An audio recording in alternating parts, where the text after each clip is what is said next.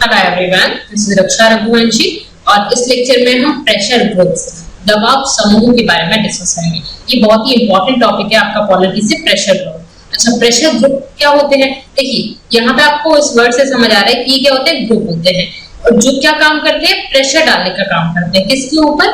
सरकार के ऊपर। ठीक है, तो गवर्नमेंट का प्रेशर दबाव डालने का जो काम करते हैं वो प्रेशर ग्रुप्स होते हैं। ये रिलेटेड होते हैं किसी एक सेक्टर से। ठीक है, हर अलग अलग सेक्टर से रिलेटेड जो ग्रुप्स होते हैं, मतलब एक ही सेक्टर के नहीं होते, काफी सारे अलग अलग। जैसे कि हम बात करें फार्मर्स की, तो फार्मर्स से रिलेटेड होंगे कुछ ग्रुप्स। ठीक है, कुछ ग्रुप्स जैसे लेडीज से रिलेटेड है, तो इस तरह के ग्रुप्स होते हैं। इनके बारे में डिटेल में डिस्कस करते हैं। चलिए, सबसे पहले तो दबाव समूह या प्रेशर ग्रुप्स एक ऐसा संचित समूह है, मतलब कि एक तरह के ग्रुप होते हैं जिसका लक्ष्य क्या होता है, जिसका काम क्या होता है, जो आम आदमी है उससे संबंधित जो हित है, मतलब कि एक जो नॉर्मल पर्सन है उसकी राइट्स या उसके जो हित है उनकी रक्षा करना इसका काम है। ठीक है, इसके लिए सरकारी सार्वजनिक नीति को प्रभावित करना या आम लोगों से संबंधित एक विशेष कार्य की रक्षा करना। मतलब जैसे हम बात करते हैं, अभी हमारे यहाँ पे फार्मर्स की बात करें तो हमारे यहाँ पे एक बिल आया है और वो जो बिल है उस बिल में हमें अगर कोई दिक्कत दिख रही है, गवर्नमेंट से हम चाहते हैं कि उसको चेंज किया जाए, तो जो फार्मर्स हैं उनसे रिलेटेड जो ग्रुप होंगे वो क्या करेंगे, सरकार पर दबाव डालेंगे। क्या दबाव डालेंगे कि आप इस तरह का विधेयक नहीं ला सकते, इसको पास नहीं कर सकते। तो बेसिकली ये क्या होते हैं, एक लिंक होते हैं, कड़ी होते हैं, किस किस के बीच में, सरकार के बीच में और लोगों के बीच में। ठीक है, तो आम आदमी के हितों की रक्षा करने के लिए जो दबाव समूह होते हैं या जो प्रेशर ग्रुप्स होते हैं वो बनाए जाते हैं। ठीक है, दबाव समूह की कई सारी विशेषताएं होती है और कई तरह के होते हैं ये। ठीक है, काफी सारे प्रकार और काफी सारी विशेषताएं हैं। अब ये क्या है, ये एक विशिष्ट मुद्दे को बढ़ावा देते हैं और राजनीतिक एजेंडे से इसे ऊपर उठाने और चुनाव प्रचार के दौरान उठाए गए सामान्य राजनीतिक और वैचारिक उद्देश्यों को धरातल पर लाने के लिए ये मुद्दे उठाते हैं। ठीक है, मतलब क्या है कि कुछ विशेष मुद्दे उठाते हैं, जैसे कि हम देखते हैं कि गवर्नमेंट के सामने कुछ अलग तरह की डिमांड्स करते हैं। ठीक है, कुछ जो इम्पोर्टेंट है, जो जनता के लिए जरूरी है, उस तरह की अलग अलग फील्ड से रिलेटेड डिमांड्स करते हैं, कुछ मुद्दे उठाते हैं। ठीक है, चुनाव प्रचार के टाइम पर आपने देखा होगा काफी सारी बहुत सारी घोषणाएं होती है, काफी सारी पॉलिसीज आती है गवर्नमेंट की तरफ से। ठीक है, तो वो जो पॉलिसीज आती है वो लोगों को अट्रैक्ट करने के लिए आती है और बेसिकली जो चुनाव के टाइम पर जो पार्टीज होती है वो अपना एक मैनिफेस्टो जारी करती है। मैनिफेस्टो में उनके वर्ग होते हैं, तो ये क्या करते हैं कि वो वर्ग किस किस चीज से रिलेटेड है, मतलब गवर्नमेंट इस तरह के काम करती है। तो चुनाव के टाइम पर जो भी ये गवर्नमेंट के उद्देश्य है वो उनको बताने का काम करते हैं पूरे टाइम तक। ठीक है, समूह सरकार को जवाबदेही के मंच पर लाने का प्रयास करता है, मतलब कि गवर्नमेंट ने जो बोला था ना चुनाव के टाइम पे कि हम ऐसा करेंगे, उसके लिए आंसर करे गवर्नमेंट क्या कर रही है या नहीं कर रही है। ठीक है, तो बेसिकली इसलिए जो दबाव समूह है, प्रेशर ग्रुप है, वो बनाए जाते हैं। ठीक है, इसकी क्या विशेषता है, अब और पढ़ते हैं आगे। दबाव समूह कारण नोटिस के आधार पर स्थानीय, क्षेत्रीय, राष्ट्रीय या अंतरराष्ट्रीय स्तर पर कार्य कर सकते हैं। मतलब कि ये स्थानीय लेवल पे काम भी कर सकते हैं, क्षेत्रीय लेवल पे भी काम कर सकते हैं, राष्ट्रीय लेवल पूरे देश पर और अंतरराष्ट्रीय स्तर पर भी ये काम करते हैं। ठीक है, ये गैर लाभकारी और स्वयंसेवी संगठन होते हैं, गैर लाभकारी होते हैं। ठीक है, उसके बाद दबाव समूह उन व्यक्तियों का समूह या संग्रह होता है जो जाति, धर्म, राजनीतिक दर्शन या एक समान लक्ष्य के आधार पर मूल्यों और विश्वासों पर समान पकड़ रखते हैं। मतलब कि क्या है, ग्रुप्स हैं लोगों के।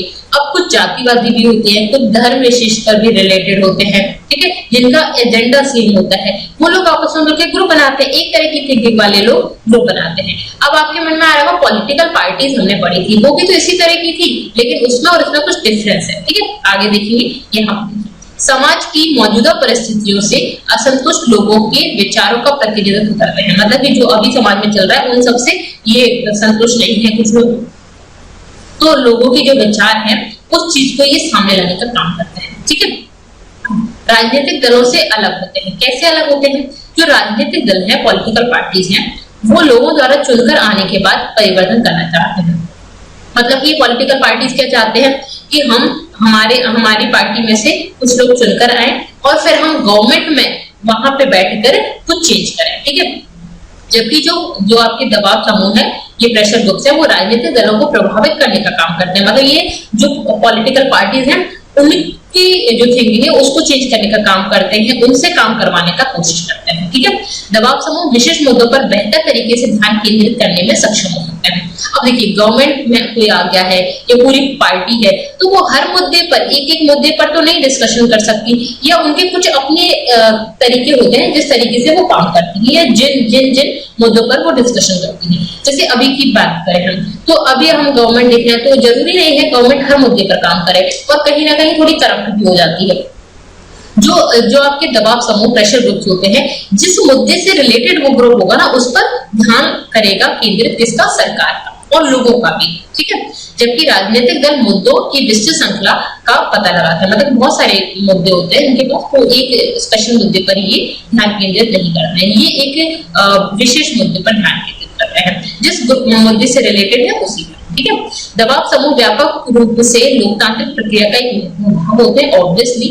अब देखिए, यहाँ पे देखते हैं ये जो ग्रुप्स होते हैं वो कर क्या कर सकते हैं। तो देखिए, ये लोग प्रोटेस्ट कर सकते हैं, गवर्नमेंट को बोल सकते हैं कि गवर्नमेंट उनकी बात को सुने, जो इश्यूज हैं उनको सुने, इस पर गवर्नमेंट पे दबाव बना सकते हैं, प्रोटेस्ट कर सकते हैं, पीसफुली प्रोटेस्ट कर सकते हैं। ठीक है, मीडिया को यूज कर सकते हैं, वो जो भी केस है, जैसे कि अभी हम बात करें, कोई भी केस आता है, ठीक है, जैसे गर्ल्स से रिलेटेड, रेप केसेस से रिलेटेड कोई केस आता है, ठीक है, तो ऐसा कोई इशू आता है, तो उसमें मीडिया का ध्यान उस तरफ लगाना है, गवर्नमेंट पे प्रेशर डालना है या प्रोटेस्ट करना है। जो प्रोटेस्ट करने वाले ग्रुप्स आप देखते हैं काफी सारे, ठीक है, जैसे फार्मर्स हैं उनसे रिलेटेड प्रोटेस्ट करना है लोगों को, तो वो जो ग्रुप है वही प्रोटेस्ट कराते हैं। एक पर्सन तो इंडिविजुअली कर नहीं सकता है, ये जो गवर्नमेंट है उसको क्रिटिसाइज करते हैं। ठीक है, तो जो भी काम कर रही है उस चीज पर, या गवर्नमेंट जो गलत काम कर रही है उस चीज पर गवर्नमेंट को क्रिटिसाइज करते हैं, तो ये प्रेशर ग्रुप का काम होता है। ठीक है, अब देखते हैं किस किस टाइप के प्रेशर ग्रुप हैं इंडिया में। ठीक है, दबाव समूह भारत में किस किस टाइप के हैं। देखिए, सबसे पहले हम देखते हैं व्यापार समूह के बारे में। व्यापार समूह क्या है? भारत में सबसे अधिक महत्वपूर्ण, प्रभावशाली और संगठित दबाव समूह में से एक है व्यापार समूह। जैसे कि हम बात करते हैं भारतीय उद्योग परिसंघ, ठीक है, CII, भारतीय वाणिज्य और उद्योग महासंघ, ठीक है, ये वाणिज्य और उद्योग इससे रिलेटेड है। ठीक है, वाणिज्य और उद्योग मंडल ये भी है, ठीक है, के परिसंघ। प्रमुख घटक Bengal chamber of commerce Calcutta और मध्य वाणिज्यिक संगठन दिल्ली है। देखिए, ये क्या है? कुछ ग्रुप है, इन ग्रुप के नाम है जैसे कि भारतीय उद्योग परिसंघ, ये क्या है? एक उद्योग व्यापार से रिलेटेड है। अगर व्यापार उद्योग में गवर्नमेंट उतना अच्छे से काम नहीं कर रही है या गलत विधेयक लेके आ रही है, कुछ अलग चेंजेस कर रही है, तो ये जो उद्योग है ये प्रोटेस्ट कर सकते हैं, गवर्नमेंट पे दबाव डाल सकते हैं, ठीक है, पीसफुली प्रोटेस्ट कर सकते हैं बेसिकली, तो ये इनका काम होता है। ठीक है, उसके बाद नेक्स्ट चलते हैं trade union. Trade union very very important, काफी ज्यादा सुना होगा आपने, व्यापार संघ। ये ट्रेड यूनियन उद्योगों के मजदूरों और श्रमिकों की मांगों पर ध्यान केंद्रित करती है। जो मजदूर और श्रमिक होते हैं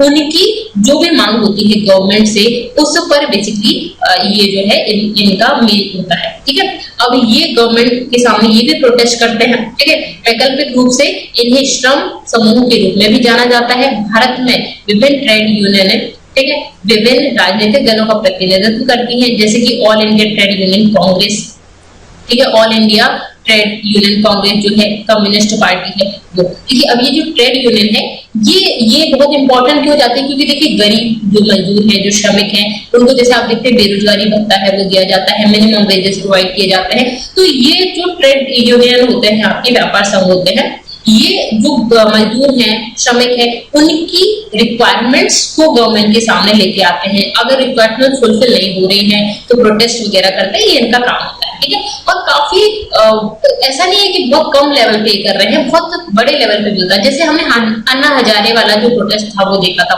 तो आपने देखा कि काफी इंपॉर्टेंट रोल प्ले कर रही थी गवर्नमेंट बनाने में भी अन्ना हजारे का। ठीक है, तो इस तरह के प्रोटेस्ट काफी बड़े भी हो जाते हैं और वो काफी इंपॉर्टेंट रोल प्ले करते हैं। जैसे आपने देखा था जब कांग्रेस की गवर्नमेंट गई थी, लास्ट जब गई थी, तो हम लोगों ने देखा कि जो आपका केस हुआ था दिल्ली रेप केस, वो इसमें इंपॉर्टेंट रोल प्ले कर रहा था। इसके अलावा अन्ना हजारे वाला भी इंपॉर्टेंट रोल प्ले कर रहा था। काफी सारे प्रोटेस्ट उस टाइम पे हुए थे, तो उस वजह से गवर्नमेंट चेंज में भी काफी ज्यादा योगदान देते हैं। ठीक है, ओके, अब इसके बाद कृषि समूह होते हैं, कृषि से रिलेटेड भी होते हैं। ये समूह भारत में किसान समुदाय का प्रतिनिधित्व करते हैं। ठीक है, भारतीय किसान संघ, हिंद किसान पंचायत। अब जैसे अभी आप देख रहे हैं जो किसान का विधेयक आया है, ठीक है, वो विधेयक कुछ लोगों को पसंद है, कुछ लोगों को नहीं पसंद है, तो अब इनके लिए कौन लड़ेगा? ठीक है, तो ये जो कृषि समूह है, जो ग्रुप्स है, वही इसके लिए प्रोटेस्ट वगैरह करते हैं, गवर्नमेंट से मांग करते हैं। ठीक है, अब उसके बाद व्यावसायिक संघ क्या है? इस प्रकार की संस्थाएं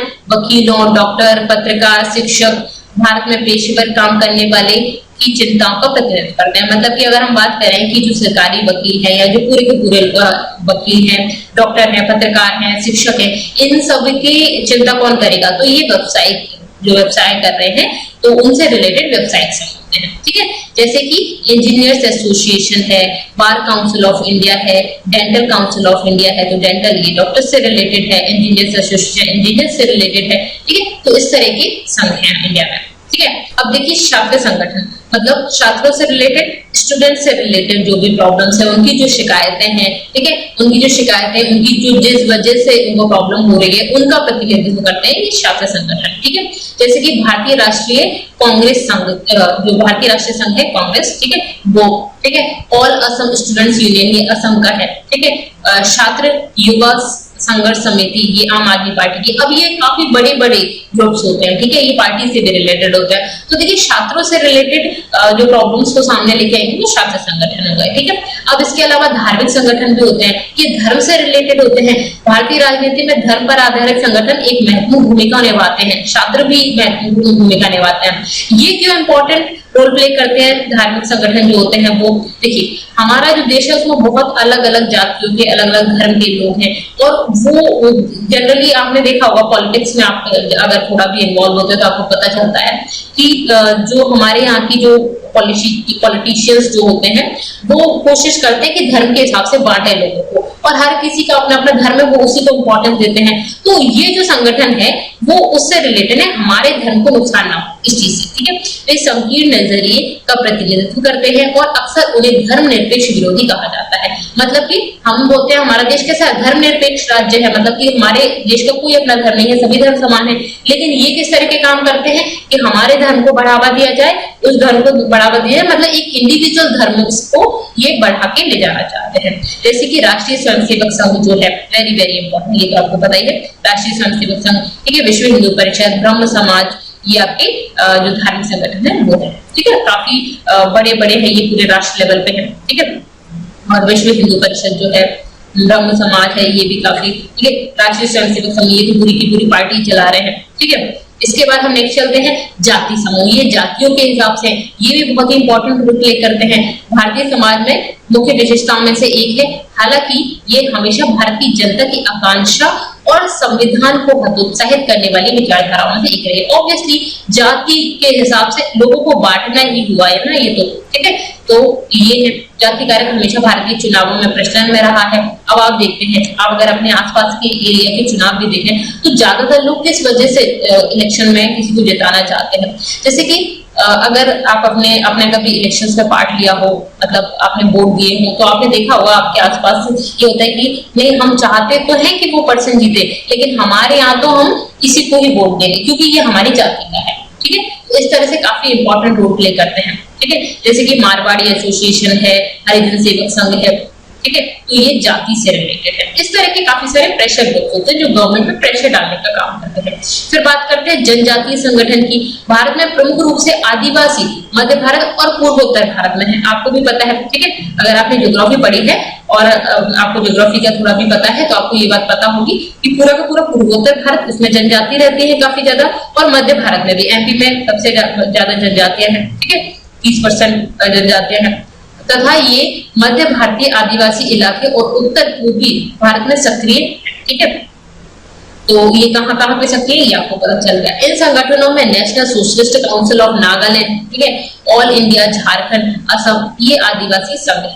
ठीक है, तो ये आदिवासी संगठन जो है, मतलब जनजातीय संगठन, ये जनजातियों से रिलेटेड है। ठीक है, इनके हितों की बात करते हैं। फिर उसके बाद बात करते हैं हम भाषाई समूह की। ये भाषाओं के हिसाब से है। अब भारत में 22 भाषाएं हैं। ठीक है, भारत में भाषाओं के कल्याण के लिए कई सारे समूह काम कर रहे हैं। अब देखिए, आपने देखा होगा संस्कृत के कल्याण के लिए, हिंदी के लिए, और जो हमने क्लासिकल लैंग्वेजेस बनाई है काफी सारी हमारी, जैसे हमने पढ़ा था पूरी पूरी 22 भाषाओं के बारे में। ठीक है, क्लासिकल लैंग्वेजेस के बारे में पढ़ा था अपनी प्रीवियस लेक्चर्स में। ठीक है, ऑफिशियल लैंग्वेजेस जो लेक्चर था उसमें, तो आप उसको भी देख लीजिएगा।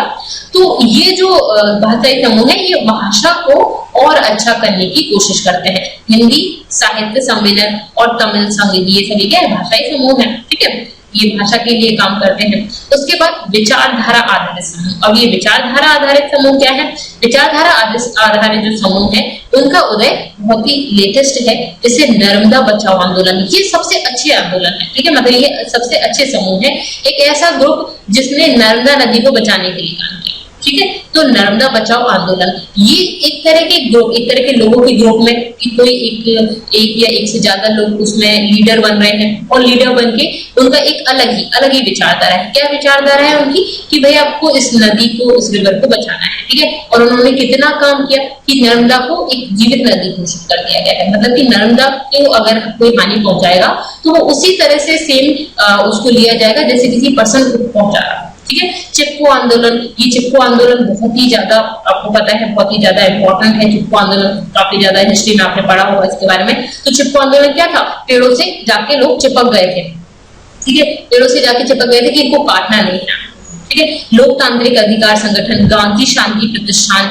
महिला अधिकार संगठन, ये महिलाओं के लिए है, ठीक है, नागरिक स्वतंत्रता संघ, ये सभी, और जो पर्यावरण संरक्षण समूह, ये सभी विचारधारा आधारित समूह, ठीक है। तो काफी इंपॉर्टेंट रोल प्ले करते हैं ये जिस भी फील्ड में है उससे रिलेटेड, ठीक है। अब जैसे नर्मदा बचाओ आंदोलन है, ये क्या है? नर्मदा को दूषित नहीं करना है। कोई अगर जैसे हम आप देखते हैं कि कोई डैम वगैरह बन रहा है जो उस नदी को परेशान कर रहा है, नदी का पानी, इसकी वजह से वहां के लोग हैं उनको प्रॉब्लम हो रही है, तो ये जो नर्मदा बचाओ आंदोलन के जो लोग हैं वो उसको के लिए प्रोटेस्ट करेंगे, गवर्नमेंट को मना करेंगे, तो ये इनका काम होता है, ठीक है। इसी तरह से जंगलों को अगर काटा जा रहा है तो उससे रिलेटेड जो ग्रुप्स हैं तो वो वहां पे काम करेंगे, पर्यावरण को संरक्षण के लिए काम करेंगे, महिला अधिकार के लिए, तो महिला अधिकार के लिए काफी सारे संगठन है, ठीक है। इसके बाद अब बात करते हैं कि जो दबाव समूह उनकी क्या भूमिका होती है, क्या काम करते हैं? तो प्रेशर डालने का काम करते हैं। अब ये प्रेशर सिर्फ इतना ही नहीं है कि गवर्नमेंट पे सिर्फ प्रेशर डालना है, तो ये बहुत ही इंपॉर्टेंट तब हो जाता है जब इससे सरकारें चेंज हो जाती है, गवर्नमेंट को अपनी पॉलिसीज चेंज करनी पड़ती है, ठीक है। तो विधानमंडल में इनकी क्या भूमिका होती है, ठीक है। ये समूह अपने चुने गए व्यक्ति को विधायिका में शामिल करने की कोशिश करते हैं। अब देखिए ये बहुत छोटे मोटे तो है नहीं, तो काफी बड़े बड़े लेवल पे है, राष्ट्र लेवल पे है, तो कई सारी, जैसे कि हम बात करते हैं स्वयंसेवक संघ की, और आपके ये जो पार्टीज हैं, जैसे कि आप बात करते हैं जैसे बीजेपी है या कांग्रेस है, तो इतने बड़े समूह होते हैं कि इनके जो इनसे के द्वारा जो चुने गए लोग हैं ना वो सरकार में जाके शामिल हो जाते हैं, तो सरकार में उनको मतलब शामिल करने की कोशिश करते हैं और इनकी मदद भी करते हैं, ठीक है, और घोषणा पत्र भी इनका तैयार करते हैं, मतलब इनके हिसाब से काम कराते हैं बेसिकली, ठीक है। अब कार्यकारी में किस तरह से भूमिका होती है? देखिए अब जो गवर्नमेंट है वो इनकी आ गई, अगर ठीक है गवर्नमेंट है वो इनमें से किसी की गवर्नमेंट आ गई, तो अब गवर्नमेंट जिन जिनको अपॉइंट करेगी, जो कर्मचारी जो हैं, जो अच्छे पद हैं, उन पर जिन लोगों को रखेगी, तो ये अपनी पसंद के लोगों को पद पर रख सकते हैं। जैसे कि एक एग्जाम्पल के लिए देखते हैं, बीजेपी है और आरएसएस है, ठीक है। अब बीजेपी जो है वो आरएसएस का पार्ट है, ठीक है, तो आरएसएस बीजेपी के जो इलेक्शंस होते हैं उसमें फंड वगैरह आरएसएस देती है, ठीक है, उसमें इलेक्शंस वगैरह कराने के लिए पैसा आरएसएस देती है। अब आरएसएस का एक पार्ट है बीजेपी, ना कि बीजेपी का पार्ट आरएसएस है, ठीक है। तो अब आरएसएस का कोई पर्सन आरएसएस में जो है वो अगर बीजेपी से बोले कि आप हमारी पसंद के पर्सन को अपॉइंट करो यहाँ पे, तो क्या बीजेपी मना कर सकती है? तो काफी हद तक नहीं कर सकती है, अगर वो हो सकता है तो कर देगी। तो इस तरह से अपनी पसंद के लोगों को इन चुनने की कोशिश करते हैं। कैबिनेट में भी चयन किया जाता है, विभागों का वितरण किया जाता है उसी हिसाब से, जैसा वो जो आपके दबाव समूह है वो करेंगे उस तरह का, ठीक है। उसके बाद जैसे कि गठबंधन की सरकार होगी तो पीएम का चयन भी उसी हिसाब से होगा। अब गठबंधन की सरकार बन रही है तो पीएम किसके बनेंगे ये भी इसी हिसाब से होगा, ठीक है। तो काफी सारी नीति वगैरह, अब पीएम भी अपने हिसाब से बन रहा है तो जो नीति वगैरह बनेगी वो भी अपने हिसाब से बन जाएंगी। तो बड़े बड़े लेवल के जो ग्रुप्स होते हैं वो काफी ज्यादा इंपॉर्टेंट रोल प्ले करते हैं। अब बात करें ब्यूरोक्रेसी में, नौकरशाही में किस तरह से भूमिका होती है।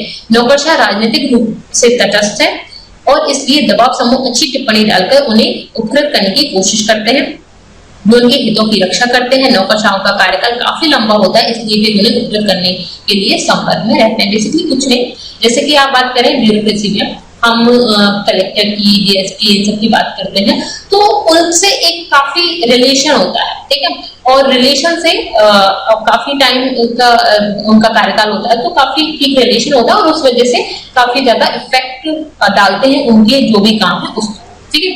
फिर न्यायपालिका की बात करें तो अगर हम नॉर्मल पढ़ने की बात करें तो फिर सही है और उसको की सजा होनी चाहिए जो गलत है। लेकिन अगर हम इस तरह से बात करें तो राजनीतिक मामलों में जो जजेस हैं उनकी नियुक्ति करने का दबाव, ठीक है, और महत्वपूर्ण न्यायिक कार्यालय में महत्वपूर्ण भूमिका निभाते हैं। मतलब क्या है कि जो आपके जो जजेस हैं उनकी अपॉइंटमेंट, अब जैसे जजेस को नियुक्त करने का काम जजेस का ही होता है मेन तो, लेकिन अगर वो जजेस भी कुछ तरह से थोड़ा सा इंटरेस्ट है पॉलिटिकल, अगर वो इंटरेस्ट रखते हैं तो फिर जो गवर्नमेंट है उनको प्रेशर डाल सकती है, और गवर्नमेंट प्रेशर डाल सकती है, कुछ चीजें जो ग्रुप्स हैं वो भी डाल सकते हैं गवर्नमेंट में है तो, ठीक है। इस तरह से काफी ज्यादा रोल प्ले करते हैं ये। अब हमने यहाँ पे पूरे प्रेशर ग्रुप्स पढ़ लिए, प्रेशर ग्रुप्स के टाइप पढ़ लिए, इंडिया में कौन कौन से वो पढ़ लिए, किससे रिलेटेड है वो भी पढ़ लिया, ठीक है। तो हमारा ये चैप्टर यहाँ पे कंप्लीट होता है। आपको कैसा लगा मुझे जरूर बताइएगा। Thank you so much, thanks for watching.